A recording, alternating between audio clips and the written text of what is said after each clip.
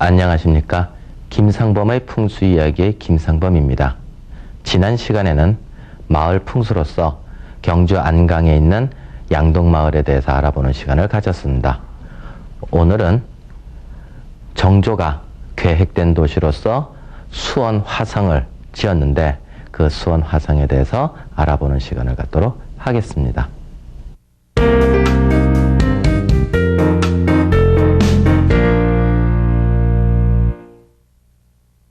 정조가 보통 마을이라고 하는 것은 이제 주변이 장풍과 득수가 돼가지고 주변이 산세가 잘 감싸고 있는 곳에서 마을이 만들어져 가지고 이제 자연 발생적으로 이제 풍수적으로 입지해서 들어가는 경우가 많은데, 이 수원 화성은 정조가 계획된 도시로서 만듭니다. 다른 이제 마을하고 좀 다르게 만들어져요. 자, 그럼 이 계획된 도시가 왜 그렇게 만들어지게 되었느냐 하면, 자, 정조는 어떻게 돼서 이제 왕이 된 상황입니까? 위에 할아버지가 영조가 있었습니다. 그럼 그 아들이 사도세자가 있었고, 근데 이 사도세자가 어떻게 됐어요? 뒤지 속에서 죽었잖아요. 창경궁 쪽에서. 그 다음에 사도세자의 아들이 정조예요. 그래서 그대로 내려와야 되는데 내려오질 못하고 요 중간에 뻥 빈 거예요. 그래서 정조가 왕세 손으로서 이제 나중에 왕이 되는데, 사도세자가 죽고 나서도 사도세자가 어디에 묻히느냐 하면은 흉당에 묻힙니다. 그걸 정조가 본 거예요. 아버지 죽는 모습을 봤단 말이에요. 그래서 효심이 유난스럽게 강했던 이 정조가, 그럼 우리 아버지를 좋은 곳에다가 모셔야 되겠다 하는 생각을 항상 왕세 손으로 있을 때부터 계속 갖고 있는 거예요. 그럼 어머니는 어떻게 됐어요? 해경궁 홍씨도 그만큼 또 마음 아팠을 거 아니에요? 그것에 대해서 자기 부모가 힘들었던 거, 이것이 다 나중에 수원 화성을 만들게 될 때 효심으로서 작용을 하게 됩니다. 그럼 정조가 좋은 땅으로 옮기고 싶다, 안 옮기고 싶다? 좋은 땅으로 옮기고 싶다. 그래서 이 아버지가 흉당에 들어간 것에 대해서 풍수 공부를 엄청 한 사람이 정조이기도 한 거예요. 그때 당시에 그러면 최고의 명당이 어디냐? 최고의 명당이 그게 수원 쪽에 있는 화산이라는 곳이에요. 그래서 이 뒷산이 수원 쪽에 화산이라고 하는 산이 있는데, 이 화산에는 이미 수원 읍치가 있었어요. 수원이라고 하는 마을이 있었단 말입니다. 지금의 수원, 팔달산에 있는 수원이 아니에요. 화산에 있는 밑에 자락에 있는 읍치인 거예요. 그래서 여기에다가 지금 좋은 혈자리가 있는데, 그게 소문이 파다해가지고 그때 당시에 최고의 명당이었는데 여기에 들어가자니 문제가 이제 한두 가지가 아닌 겁니다. 첫째, 제일 먼저 뭐냐? 마을의 산기운을 내려다주는 맥세에다가는 뭘 안 쓴다? 무덤을 쓰지 않는다. 무덤을 쓰지 않는다. 왜 무덤을 안 쓰느냐? 좋은 산기운이 내려올 때 무덤에서 좋은 기운을 다 갖고 가버리니까는 마을이 안 된다는 거예요. 정조도 그걸 알고 있었단 말입니다. 그래서 그러면 무덤을 여기다가 쓰고 싶다. 그럼 마을을 어떻게 구해야 된다? 5km 위쪽에 있는 팔달산이라고 하는 곳으로 이전시키고 마을을 완전히 새로 만들겠다는 거예요. 그래서 여기에다가 화성을 짓는 거예요. 이 화성을. 이게 이제 계획된 도시가 되는 거예요. 그래서 무덤은 쓸 만큼 쓰고, 그래서 이걸 나중에 어디까지 올립니까? 맨 처음에 흉당이었는데, 그래서 묘라고 밖에 쓰질 못했는데 자기가 왕이 되면서부터 여기에다가 육릉이라고까지 해서 왕릉까지 추존을 시키는 거예요. 왕까지. 여기에는 아버지를 왕으로까지 올린다는 거에는 꼭 효심뿐만이 아니죠. 자기의 정통성 문제도 같이 연결이 돼 있는 거예요. 할아버지가 왕. 자기가 바로 왕이 되는 거는 중간에 뛴단 말이에요. 그래서 아버지도 왕으로서 만들어놔야 왕 해서 자기의 정통성도 부여를 받는 거예요. 그래서 여기에 육능까지 이제 추존시키게 되는데 또 하나 문제가 뭐가 생기느냐. 예, 백두산입니다. 한양을 중심으로 왕릉은 80리 안에서만 왕릉을 해라 하는 규정이 있단 말이에요. 여기 많은 곳에 아무리 좋은 땅이 있다 하더라도 여기에 능을 만들 수가 없어요. 80리 안에만 딱 만들어야 되는 룰이 있는 거예요. 그건 왜 그러냐? 이제 제사가 있어가지고 왕릉으로 여기까지 능행을 간단 말이에요. 그러면 그때 행여 다른 민족이 쳐들어온다거나 안 그러면 다른 곳에서 변란이 일어났을 때, 지방에서 변란이 일어났을 때 갔다가 한 달 만에 돌아오는 상황이면 언제 정치를 하고 언제 전쟁을 맞고 할 것이냐 이거예요. 그래서 이건 아니다 해서 만들어진 게 80리예요. 근데 이 80리 밖에 딱 수원이 있는 겁니다. 그래서 80리 밖에 있으니 이게 이제 문제가 생기는 거예요. 옮기고 싶어도 좋은 땅 천하의 명당이 있는데도 못 옮기는 거예요. 그래서 대신들한테 의견을 구해봅니다. 여봐라. 한양에서 수원이 80리가 맞느냐? 넘싸웁니다. 그래서 육릉으로 쓰지 못하옵니다. 그러니까 나는 여기다가 쓰고 싶은데 어떻게 하느냐? 그래도 아니되옵니다. 그래서 정조가 뭐라 그러느냐?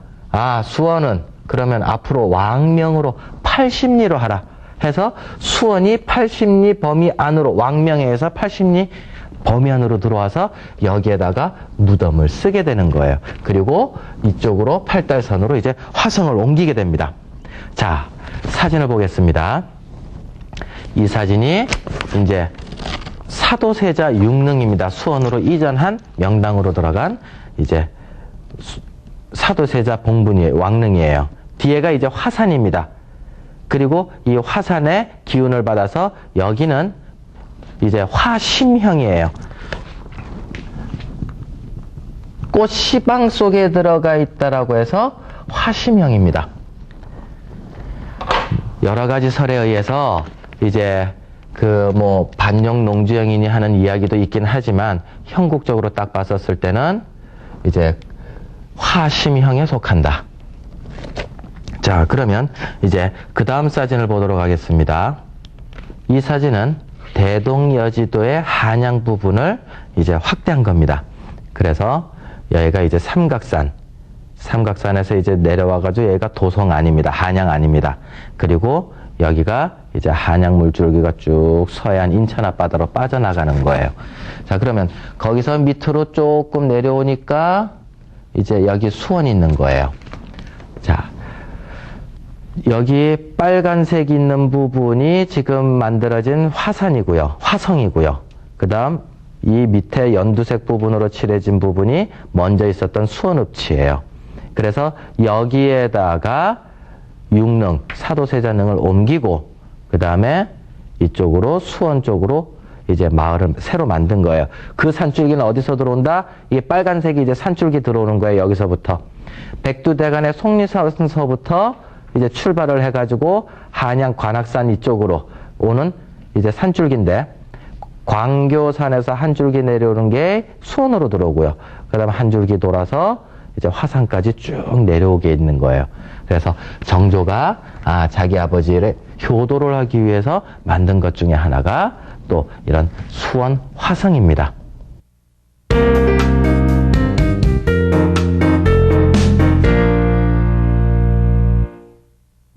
자, 성입니다. 화성입니다. 그럼 먼저 이제 성에 대해서 한번 알아보도록 하겠습니다. 자, 성이라는 것은 이제 조선 초 때까지만 해도 이 성곽이라고 하는 것이 759개 정도로 이제 숫자가 많았어요. 그리고 우리가 이제 읍성이라고 하는 거, 마을과 같이 만들어진 읍성이라는 것만 해도 179개 정도가 이제 기록이 있단 말이에요. 근데 이 많은 것들이 예? 이렇게 숫자들이 많았는데 이것들이 이제 많아지게 된 이유가 임진왜란 그 다음에 호란을 만나면서 이제 숫자가 방어를 하고 살아야 되겠구나 싶어가지고 이제 성들이 많이 지어져요. 그랬다가 다시 일제시대 때 우리 민족을 분열시키기 위해서 백성들이 자꾸 모이는 게 안 좋으니까 이때는 또 읍성들을 많이 헐어버립니다. 많이 헐어버려요. 그래서 지금 남아있는 것들이 그렇게 많이 남아있지 않는 상황이에요. 자, 그러면 이러한 성은 이제 보통 우리가 이야기할 때 도성, 뭐가 도성입니까? 한양을 중심으로 만든 도성, 경주를 둘러싸서 임금이 있는 곳을 둘러싼 곳을 도성, 이런 식으로 도비 있는 곳에 성을 같이 쌓은 것을 이제 도성이라는데, 이 목적은 주로 뭔 목적이다? 궁궐을 지키기도 하고 행정을 목적으로 하는 경우가 많다. 그 다음 두 번째로 우리가 또 많이 들어본 게 산성이에요. 산성.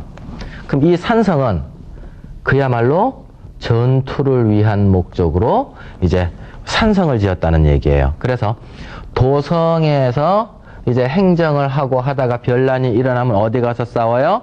한양 같은 경우에는 사대문 안이 도성 안이었다가 그 다음 변란이 일어나면은 북한 산성, 남한 산성으로 가가지고 이제 전투를 하는 거예요.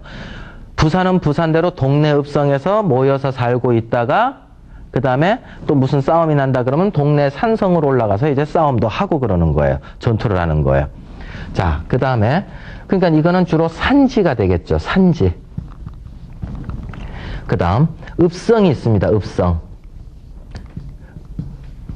읍성은 행정도 있고 여기에는 이제 사또가 있는 관아도 있고 그 다음에 이제 향교도 있게 되고 그 안에 이제 이방이나 이런 사람들이 또 모여서 살 수 있는 그런 행정 목적도 있고 유사시에는 또 전투도 같이 할 수 있도록 만들어 놓은 것이 이 읍성이기도 해요.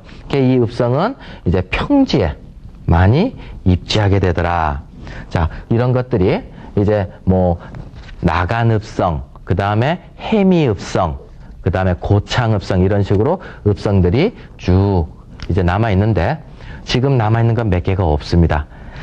자, 그러면 이런 것들을 지을 때 재료들은 어떤 것들이 있느냐의 재료들은 흙으로 된 거.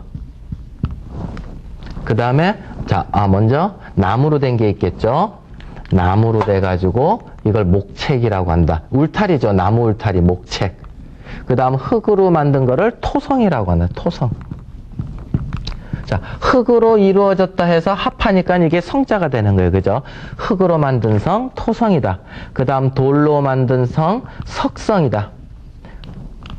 석성이다. 그 다음에 벽돌로 구워서 만든 성이다. 그것을 이제 전성이라고 해요. 자, 이랬을 때 흙이나 나무 같은 경우는 오래 못 가죠. 그래서 공사가 좀 힘이 들고 일은 많지만 주로 나중에 가서는 이제 석성을 만들고 또는 전성으로 만드는데 우리나라에서는 석성이 그래도 제일 많이 남아있는 상황이다. 수원 화성 같은 경우에는 벽돌까지도 같이 사용을 해가지고 수원 화성을 만들었다는 거예요. 자, 그러면은 이 화성이 세계 유네스코의 문화유산으로서 등록이 되어 있거든요. 근데 이게 1789년 그쯤에 만들어져 가지고 1794년서부터 1796년까지 2년 반 동안에 만들어집니다.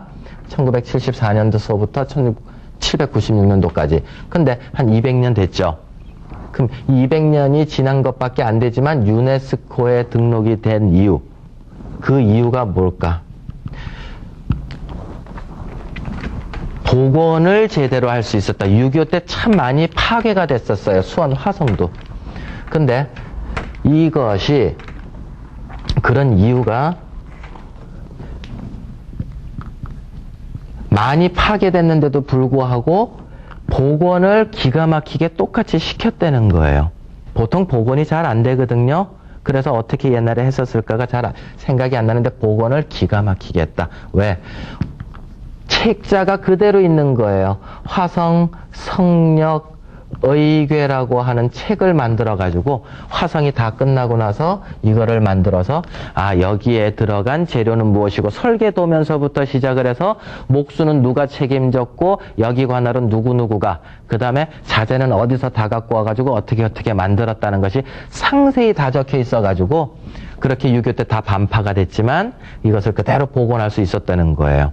그래서 유네스코에 이제 등록까지 되는데, 자, 그럼 이제 화성 안내도를 보면서 안에가 어떻게 화성이 만들어졌는지 보도록 하겠습니다. 자, 이게 이제 화성이에요.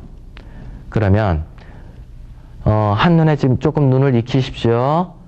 자, 여기가 북쪽이고요. 한양 쪽을 바라보고 있는 쪽이 이쪽 북쪽이고요. 그 다음 이쪽이 쭉 내려와서 이쪽이 남쪽이고, 이쪽이 동쪽이고 이쪽이 서쪽이에요. 그래서 산이 어디 쪽에 있다? 서쪽에 산들이 쭉 몰려 있어요. 이 팔달산입니다. 그리고 팔달산 밑에 이제 행궁도 있고 화령전도 있는 거예요. 자, 다음 사진을, 자, 여기서 보면 이제 북쪽에는 어떤 문이 있다?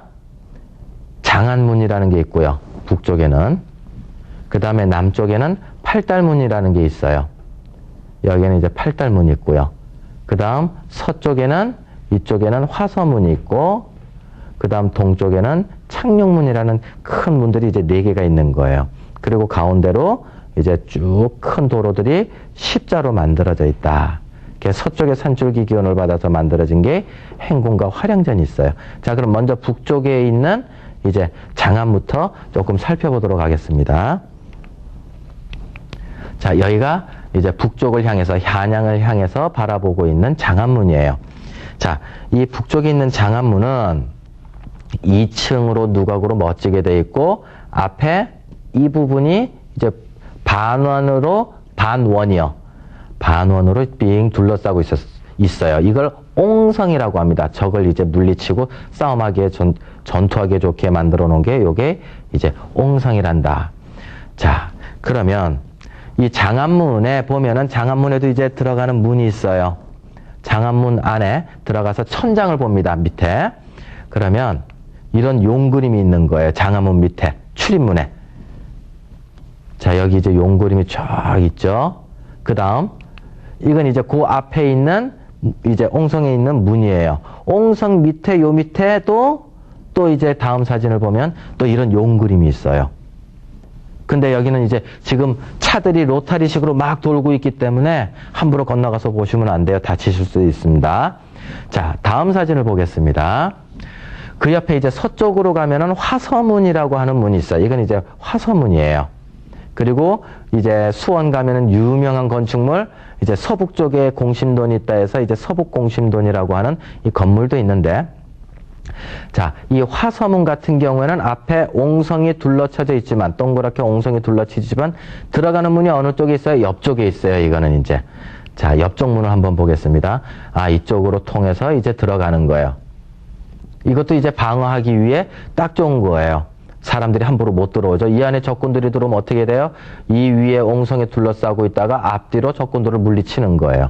자, 이 안에 또 화서문에도 천장을, 요 문 안에 천장도 한번 보겠습니다. 자, 또 여기에도 이런 이제 용그림이 있는 거예요. 자, 그러면 여기에 문이 아까 장안문, 팔달문, 창룡문, 그 다음 화서문 이 4개 문들은 다 동서남북을 위치하고 있는데 여기에는 사신사 이론을 따르지 않아요. 전부 다 용그림이 다 천장에 붙어 있어요. 그럼 그 용그림은 어떻게 해석을 하면 되느냐? 정조가 자기 아버지를 임금으로 추대하고 싶었단 말입니다. 사도세자를. 왕이 못된 아버지를 임금으로 추대하고 싶었다는 거예요. 그러니까 보통 일반적으로 딴 데를 다 가면은 뭐 광화문 경복궁을 가든 안 그러면은 뭐 창덕궁을 가든 뭐 해미읍성을 가든 앞에 문은 이제 전주작으로서 공작이 그려져 있고 그 다음 자청룡 쪽에는 자청룡 그림, 우측문에는 우측 그림, 이제 우백호 그림이 호랑이 그림이 그려져 있었는데 여기 수원 화성만큼은 자기 아버지를 용으로 만들기 위해서 왕으로 만들기 위해서 각 문들마다 전부 다 용 그림이 그려져 있는 거예요. 그 다음 물론 전투 시에도 위압감을 주기 위해서 이제 용 그림을 쓰기도 합니다. 자, 이제 해미읍성을 한번 보겠습니다. 충남에 가면은 해미읍성이 있는데 해미읍성의 정문에는 뭐가 있다? 전주작에 해당되는 봉황 그림이 그려져 있는 거예요. 여기가 이제 봉황이죠. 그 다음 좌측에 가면은 좀 잘 안 보이실 수도 있습니다. 좌측 문에는 용 그림. 여기가 이제 노란색의 용 얼굴이 그려져 있고요. 여기 지금 색칠 중이더라고요. 그 다음 이쪽이 용 꼬리예요. 용 꼬리가 그려져 있는 거예요. 그 다음 우측 문을 가면은 이제 조금 좀 많이 퇴색이 돼서 보기가 힘든데 흰색으로 얼룩무늬가 그려진 것들이 아주 호랑이 같진 않은데 우베코를 상징하고 있는 동물이구나 하는 것을 알 수가 있단 말이에요. 근데 수원만큼은 전부 다 문들이 다 용 그림이 그려져 있더라. 자, 그 다음에 이제 화성에 다시 보면은 화성 안내도에서 여기가 이제 물줄기가 쭉 내려와요. 물이 있어야지 또 유사시에 모든 것들을 다 할 수 있잖아요. 전쟁에 물이 없으면 진단 말이에요. 그래서 광교산에서 내려오는 물줄기가 북쪽에서부터 내려와가지고 쭉 성내를 통과하고 있는 거예요. 그래야지 이제 그 물이 이제 먹고 살고 전투도 하고 한단 말이에요. 그래서 먼저 북쪽에 있는, 이쪽에 북쪽에 있는 문을 보면 아주 아름답게 되어 있습니다. 그게 이제 화홍문이라고 하는데 7개의 이제 구멍을 내가지고 이제 멋지게 만들어 놨고요. 남쪽으로는 이제 그 특별한 문은 없지만 이쪽으로 이제 물이 빠져나가게끔 이쪽이 이제 파고 지점이 되는 거예요. 자, 그럼 그 안에 임금이 정조가 이제 행차를 하러 들어오면 한양에서 출발을 해가지고 이제 들어옵니다. 그럼 수원에서 머물 곳이 있잖아요. 그걸 이제 행궁이라고 한단 말입니다. 행궁.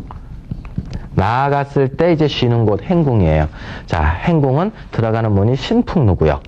그 다음 여기에도 재미있는 게 종로라고 써 있어요. 종로.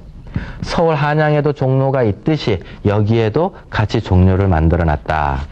그래서 여기와도 한양과 같은 느낌이 들겠다. 그만큼 정조가 수원 화성에 비중을 두고 있었단 말이에요. 자, 다음 사진을 보면 이게 이제 행궁의 모형도예요. 행궁의 모형도, 여기가 신풍루라는 정문이고 그 다음 들어가서 여기가 이제 임금이 거주를 했던 봉수당입니다. 이 건물을 가보겠습니다. 자, 봉수당이에요. 봉수당에 들어갔으면 뭐가 있어야 됩니까? 또 임금이 앉아야 되는 의자가 있겠죠? 이 안에 딱 들어가 보면 또 임금이 앉는 의자가 있어요. 그 임금이, 자, 뒤에가 무슨 병입니까? 제가 여러 번 이제 설명을 또 한 적도 있습니다. 그리고 궁궐풍수에서도 말씀을 이제 드릴 겁니다. 해와 달, 해도 있고 달도 있고 천지의 기운을 이야기해주는 양과 음이 있고요. 그 다음 봉우리, 이 뒷산이 주산이고 봉우리 5개가 있어서 오행이에요. 그래서 음양 오행을 다 갖춘 병풍에 이쪽에 자청룡산, 그 다음 이쪽에 우백호산, 가운데 물줄기가 흘러내려서 장풍득수가 다 이루어진 곳에서 임금이 앉았다는 얘기예요. 그 자리가 무슨 자리예요? 그게 명당 자리단 말입니다. 임금이 어디를 가더라도 저 병풍은 다 갖고 다닌 거예요. 경복궁에도 있고 그 다음에 창덕궁에도 있고 창경궁에도 있고 저 병풍들은 임금 뒤에는 꼭 다 있었습니다. 자, 그러면은 이제는 또 수원 화성에 대해서 자청룡 우백호 문제를 따져보도록 하겠습니다.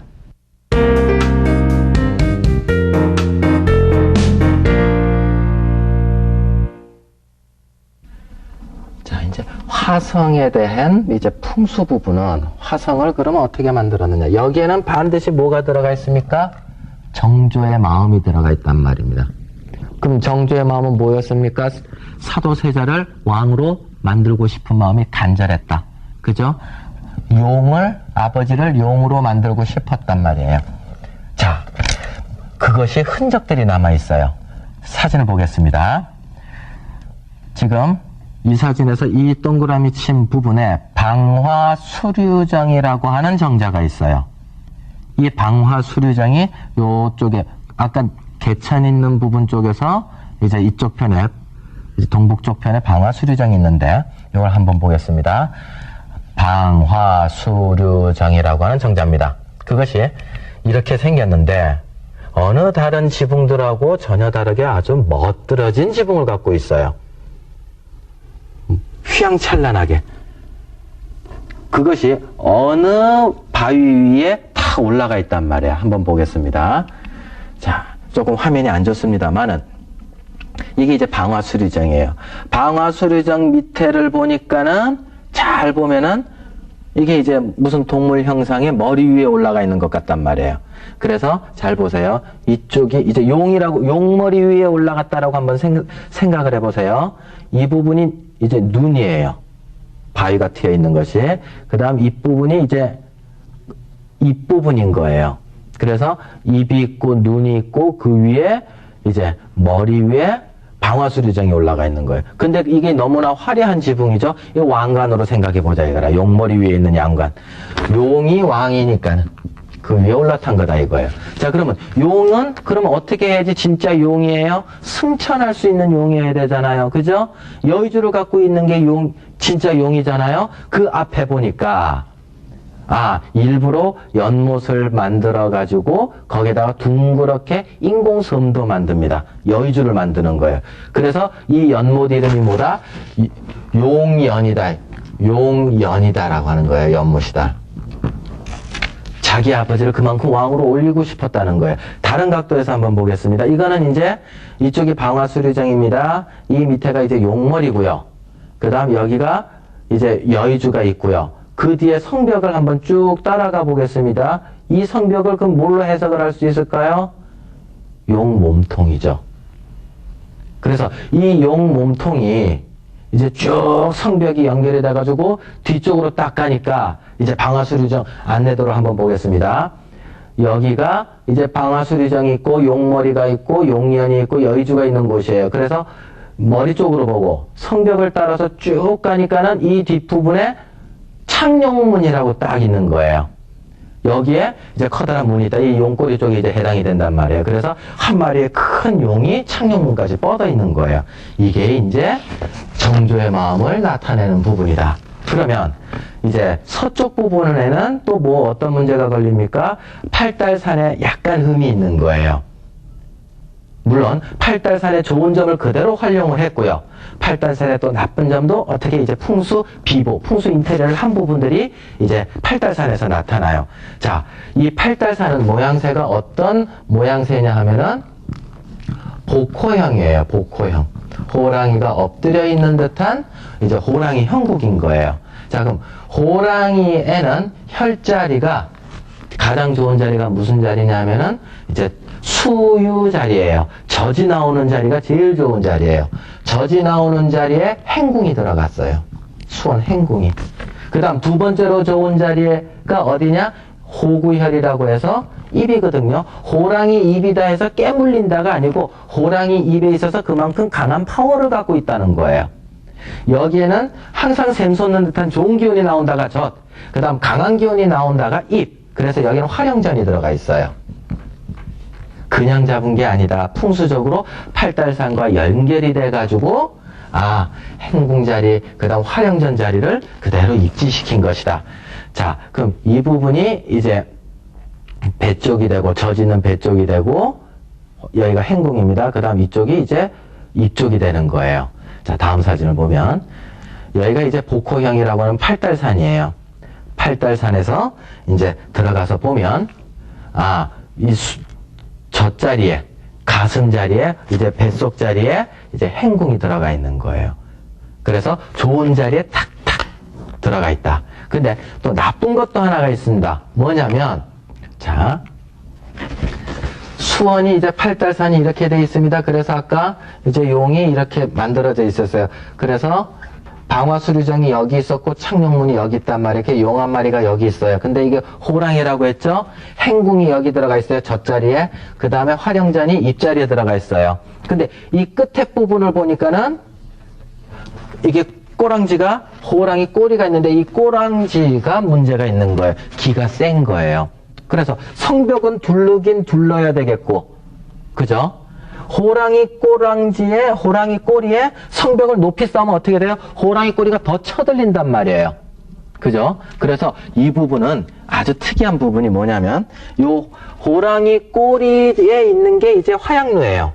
이게 화양루인데, 이 화양로 요 양 옆에 이게 지금 꼬리 끝부분에 있는 거거든요. 여기 꼬리 끝부분에 나와 있는 게 지금 화양로예요. 자, 그럼 화양로인데 요 성벽 요 양옆에 요 바깥에 양옆에 한번 보겠습니다. 사람이 여기 지나가고 있어요. 사람이. 근데 사람 바로 옆에 성벽이 얼마나 높겠어요? 2m 정도밖에 안 되죠. 보통 수원성에 전부 다 높이들은 4m에서 6m예요. 사람들이 들어오지 못하게. 그죠? 그게 4m에서 6m인데 여기만큼은 호랑이 꼬리 부분만큼은 높이 쌓을 수 없는 거예요. 호랑이 꼬리가 치켜들면 살기때문에 호랑이가 되니까 성벽을 아주 낮게 쌓아가지고 사람만 겨우 못 넘어오게 할 정도만 만들어 놓은 거예요.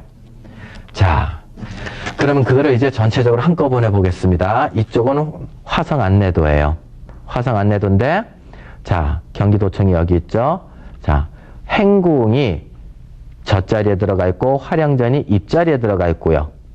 팔달산이 이렇게 오면서 꼬리 부분에 화양루가 담을 낮게 쌓은 화양루가 여기 들어가 있습니다. 그 다음 또 이쪽 편으로 와서 지도를 가지고 보면은 호랑이 등짝이 여기요.